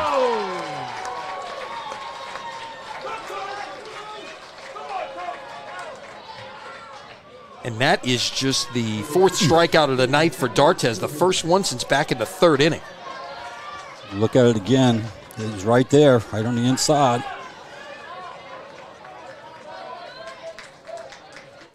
So now, 2 out with a runner at second, and Toten steps in.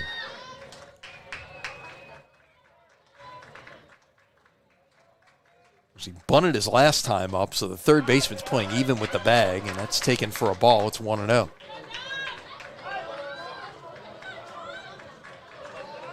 Quite possibly the most dangerous 9-hole hitter left in the playoffs. No doubt, no doubt.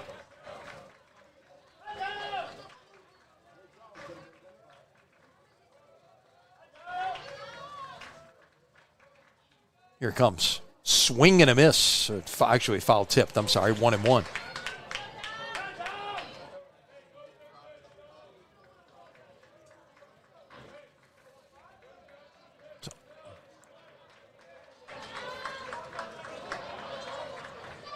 Big situation, you know. You mentioned Toten's been really hitting well, but this has got to be the biggest at bat of his career at this point in a 1-1 ball game here in the bottom of the 6th inning of Game 1 of this series.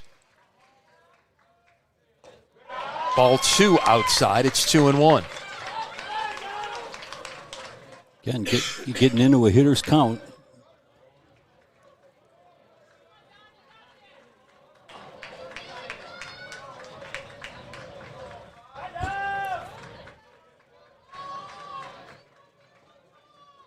stretch.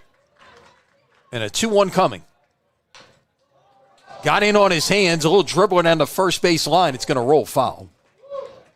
Had a notion to stay fair for a moment, but finally caught that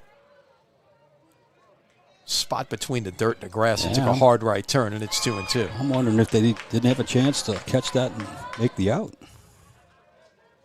It was one of those, if you go to make a play on it, then what, you you might end up having a base hit too, because he was running it out. Yeah, if he's not running, that's one thing. But he was moving down the line. So here comes a 2-2 pitch. Yeah, give Kraft credit on that one.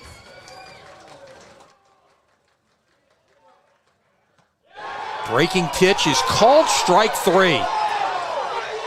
Toten takes the called third strike, and a couple of strikeouts for D'Artes to get out of the 6th after the leadoff single. So once again, Crusaders get a man on, but leave a man on the base pass. We will go to the 7th. It is a 1-1 ball game in the opener of this Division I Select semifinal series between the 4 seed St. Thomas More and the top seed Brother Martin. Check an update on the pitch count there if we can. For 99. 99 for D'Artes. 99. He's given up 7 hits, that 1 earned run, walked 2, struck out 5. Tingstrom, 6 innings, 2 hits, that 1 run, 1 walk, 6 strikeouts, 74 pitches.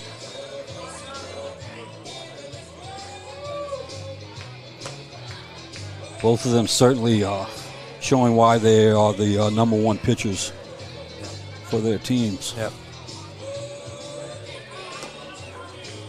And you get to situations here. It's going to be interesting to see how both of these teams play it. If there is any kind of inkling of trouble, you go to your bullpens. Do you ride your ace?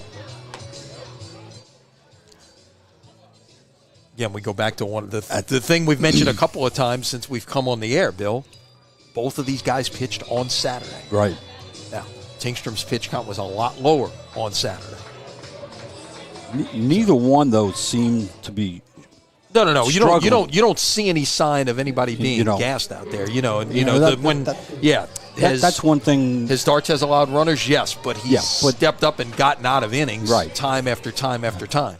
Now, 99 pitches after 6 innings, he may only have 1 inning left. Exactly. You've got to be thinking about no matter what, you've got to be thinking about it. Tingstrom probably has a couple more innings left. Sure. Cooper Hawkins to lead it off in the St. Thomas More 7th. Takes a breaking pitch on the inside corner for a strike. It's 0-1. Hawkins, the cleanup man, has struck out twice tonight. The 0-1. Oh, time is called first.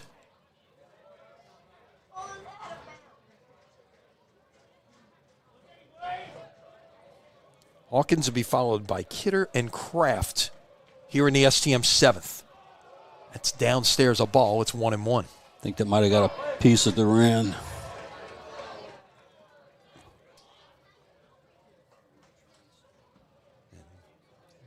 He'll walk it off. That's one thing, it's the unwritten rule when you're the home plate umpire or the catcher. If something happens to the umpire, the catcher's going to go out and talk to his pitcher and give the umpire time to collect himself, and vice versa. If it happens to the catcher, the umpire's going to, turn around and dust off home plate and give him a couple of seconds. Yeah, no doubt. So 1 ball and 1 strike to Hawkins as we get set to resume. See, then they talk and laugh about it right there.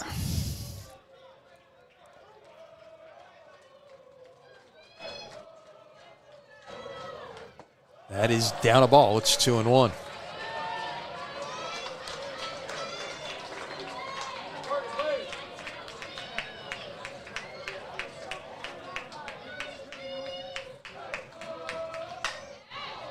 Fastball fouled out of play. It's 2-2. To Hawkins, who was a good on-base guy last week in the Rummel Series, reached 6 out of 11 plate appearances, 2 for 7 with 4 walks. But nothing doing so far here this evening. 2-2. Outside with a breaking pitch, and it's 3-2.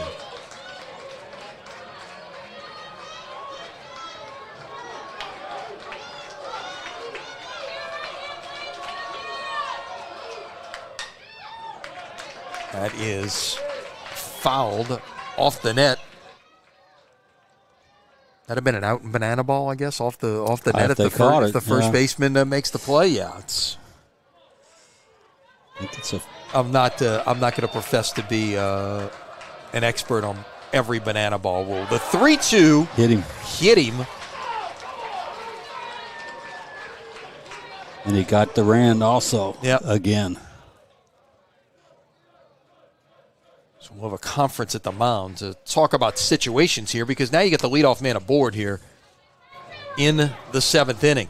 Well, you got to imagine you're talking about You're talking about defense. You're talking about defense here. Well, right now the conference is focused on pitcher catcher, but you've certainly got to make sure that your defense has their ducks in a row as well. You got to talk about holding a base runner here. Obviously, this is an STM team that, the little bit that we saw the one time that,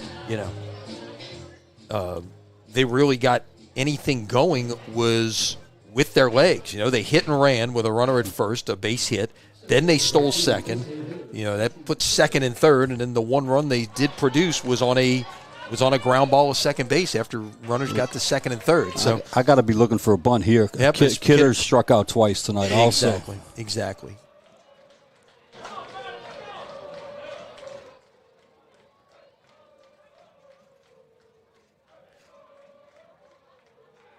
Tingstrom hasn't had to work from the stretch since the 2nd inning.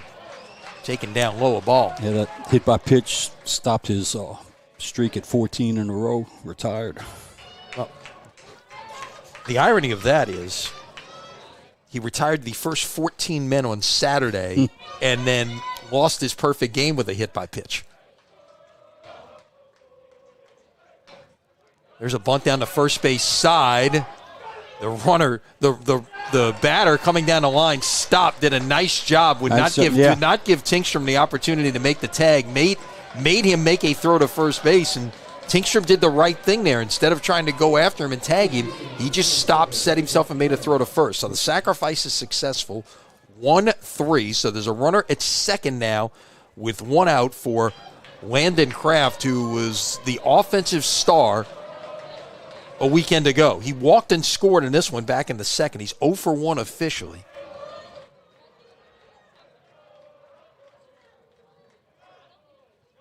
Takes that one down for a ball. It's 1-0. And I would imagine, knowing that, I know the next guy up, LeBlanc, had a hit, one of the 2 hits of the evening. But knowing what he did against Rummel with the 2 home runs, the 4 RBIs, the one of those, a 3-run homer in extra innings, by the way, that really broke that game open. This is a guy I would think you got to choose to be careful to right here with a base open. You do have an open base. I think you would be pitching carefully anyway. That got the umpire. That got the umpire, and the runner is now at third base, and this changes everything right here. Wow, pitch. Now you got to bring the infield in all the way around with a runner at third and 1 out. And of course, with the batter, you got a choice to make right here. Do you just put him on and perhaps set up the double play? Double play. But you got a guy coming to the plate in LeBlanc who runs pretty well, too. It might be a hard turn, but for now, the Crusaders are going to bring the infield in all the way around. Certainly got to look to bear down here and get the strikeout. But he's going to have to work from behind the 2 balls and no strikes.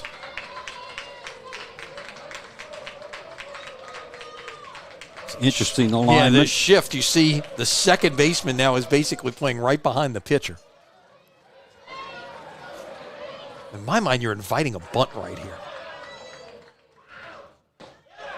That's outside a ball. It's 3-0, and you're continuing to pitch throw the breaking ball away too.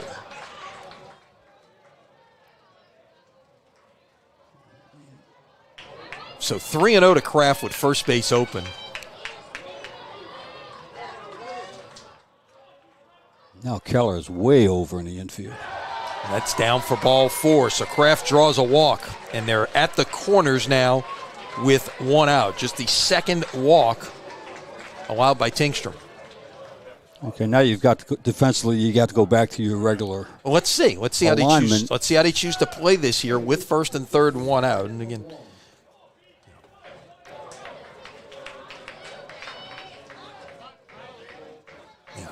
if LeBlanc is a guy who you think is going to bunt, and you start playing back, that's the other part of it. Do you? Yeah, that's definitely tilting in the favor of. Runner is going. They'll throw to the shortstop through, and they got him. Got him. They sent the runner on the first pitch through, and cut down the runner trying to steal. Huge. A great throw, a great tag. I saw the shortstop moving. Take another look here, Bill. I thought maybe the shortstop was going to cut in front of the bag and try to, potentially make a play at the plate. I think that's his call, whether to do that or not. If he sees the runner on third breaking, he can break in. Yep. Strike two. So now the whole tenor of this inning has changed in a hurry from first and third and 1 out to a runner third, 2 out. Now the count is no balls and 2 strikes to LeBlanc. How quickly momentum changes, huh? Yep. 1 pitch. You hear the Brother Martin faithful. The 0-2 pitch. Went to the breaking ball again outside. It's 1-2. But going back to the steal, I think that was Shannon's decision whether to cut it off and go home. If he saw the runner coming home, he's going to cut it off and go home with it. Outside again. It's 2 balls and 2 strikes. He didn't see the runner breaking off, so Hawkins, so he got the out instead. Excellent play.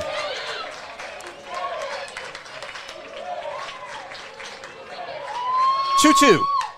Fouled on a play. That's by my car, Lenny. I am if it goes high, I'm in trouble because I am right behind the grandstand. I'm under the big oak tree. I think I'm safe.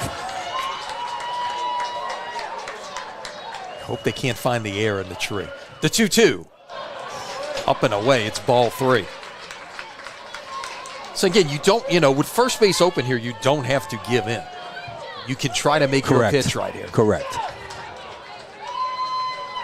Maybe try to hit the corner. Maybe swing at something bad. Swing at something off the plate. Payoff. Inside ball 4, and the entire, you see the white-clad players on the field were jumping around. They were waiting for called strike 3 right there, and it didn't come. Tried to backdoor the curveball. So they're at the corners once again for Noah Goche, who has grounded out to second twice. Just didn't catch enough of the plate.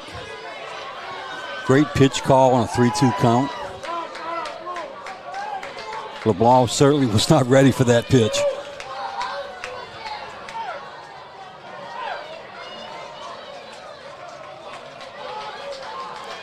Goche's grounded out to second twice. Let's see if they start the runner again. LeBlanc ran in the second inning. Swing and a miss at a fastball. It's 0-1.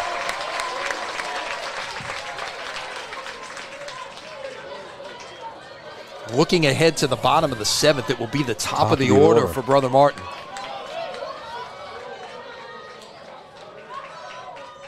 The 0-1.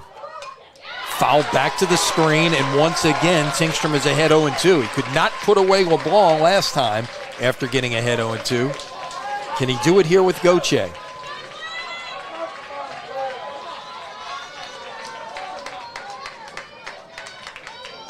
Tingstrom's now up to 96 pitches himself. This has been his most laborious inning. No question. Here it comes. Checked his swing. Did he go? They'll ask for help at third. Yes, he went around. He called it at top. The pitch was in the dirt. Duran did the right thing and applied the tag, then asked for the appeal, and they got the call. And you talk about that 4-man umpiring crew. That's a situation where you see it. Take another look. He tried to check his swing, but clearly could not hold up. That is strikeout number 7 for Blaze Tingstrom. Once again, we talk about how quickly momentum can switch, can change on one pitch. All right. So we head to the bottom of the 7th. Crusaders look for a walk-off. And I mentioned earlier about turning the lineup over. Well, here you go. You got Brother Martin up to the top of the order. It'll be McCluskey, Durand, and Lamont. And it is still, to no one's surprise, Caden D'Artes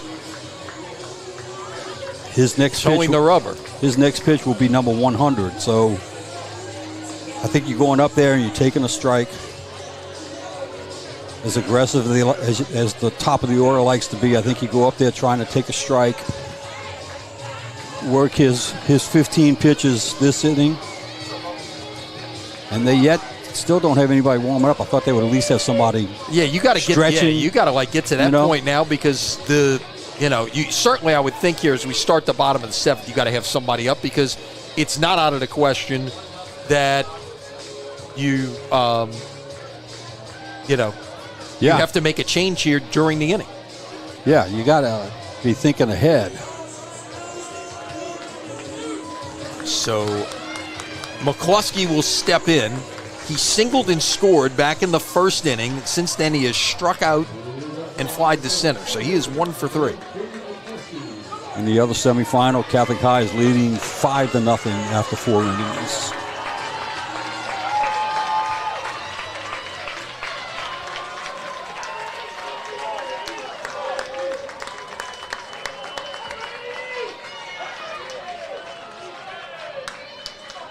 So left on left, D'Artes against McCluskey. Takes a strike at the letters. It's 0-1.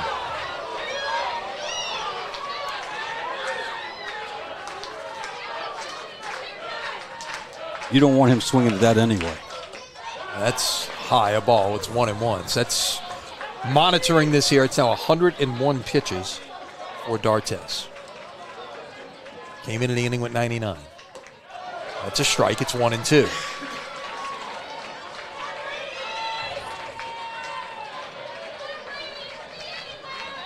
All fastballs thus far. Base hit to left field. McCluskey got a pitch on the outer half and went with it. Good piece of hitting right there. And for the 3rd time tonight, Brother Martin has a leadoff man aboard with a single. They have 8 hits. They have out-hit STM 8-2. But in a column that matters, it's still a 1-1 ball game. Got something out in front of the plate, took it to the opposite field, and I've been to enough practices to know that that's something that they practice every single day. Now, we go back to the first inning. McCluskey reached on a single, and Durand bunted him up. Now in the 7th inning of a 1-1 game, you know what's coming here. Although the first baseman's holding the runner, he will crash after the pitcher comes home. The third baseman is way in, and Durand didn't take the bat off his shoulder and took a strike. I know if you're a third baseman and don't see the batter square up there, that's you start seeing your life flash before your eyes. Yeah. And I think D'Artes is going to cover the first base side of the infield. The first baseman Kraft did not crash.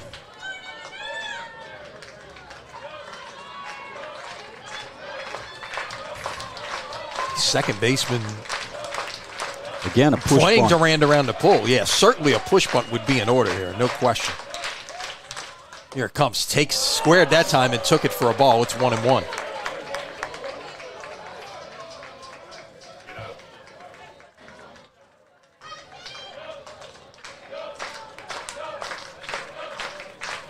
Brother Martin's student section to our left, staying very engaged right here. Another throw to first base and just back in as very McCluskey. Quick throw, snap throw. McCluskey on the year 12 of 13. He does lead the team in stolen bases. Play this a lot of different ways here. I think the bunt's still in play. Not going. Good bunt down towards the first base side. Pitcher will step and throw to first. Sacrifice successful. 1-3. And 1 gone and a runner in scoring position for Bronson Lamont.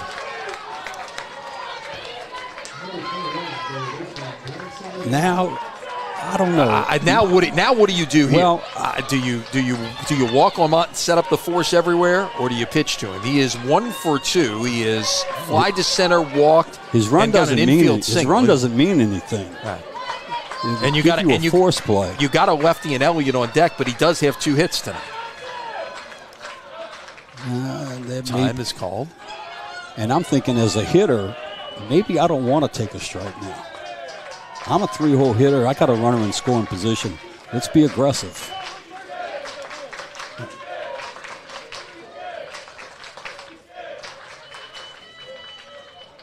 You mentioned earlier, Bill, Lamont had the big hit in this ballpark against Jesuit.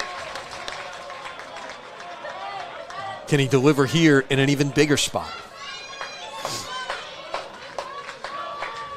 Still no action in the bullpen, and D'Artes only has maybe 1, maybe 2 batters left to go.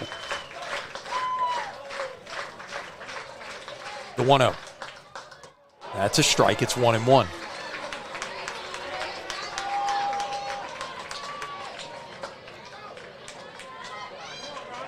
I think Lamont's certainly looking fastball. That's what he wants to hit.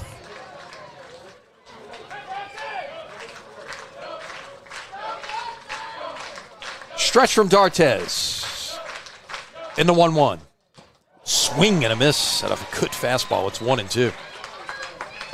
Well located. Lamont had ideas of ending it right there. He did. He gave it a big swing. Flags aren't moving hardly at all out there in center field. Just very slight breeze.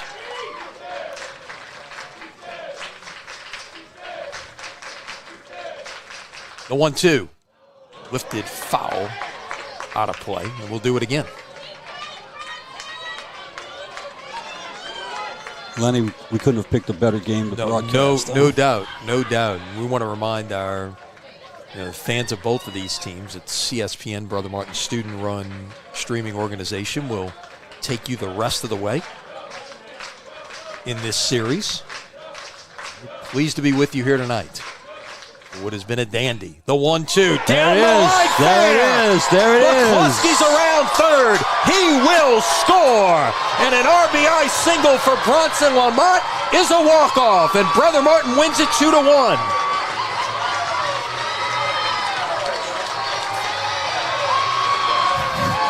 They're going to chase him all the way to the right field wall. He's got nowhere else to go now. He's done.